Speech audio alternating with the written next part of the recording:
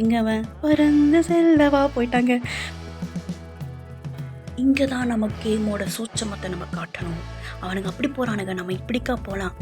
அந்த ash colour வர நம்ம ஒளிஞ்சு போய் நிற்போம், அவன் வரானான்னு பார்க்கலாம். என்ன ஆளை காணோம். ஐயோ நம்மளை ஏமாற்றிட்டான் போலையே. டேய் போடா ப்ளூ கலரு, அவனை போய் துரத்தி பிடிடா.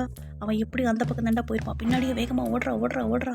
எப்படியாதா நம்ம டார்கெட் அந்த ஆஷ் தாண்டா. ஏன்னா அவன் தான் கொஞ்சம் பார்க்க ரொம்ப வீக்காக இருக்கான், அங்கேயும் இங்கேயும் சுற்றி திரியிறான். அவனுக்கு சந்தேகமும் அந்த வந்து நம்ம ப்ரௌன் கலர் மேலே தான் இருக்குது.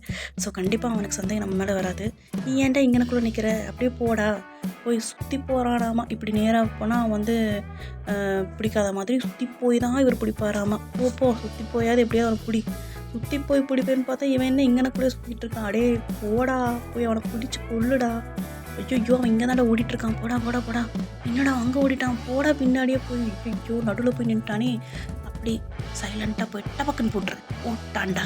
அவ்வளோதாங்க, ஜெயிச்சாச்சு. லைக் பண்ணிடுங்க.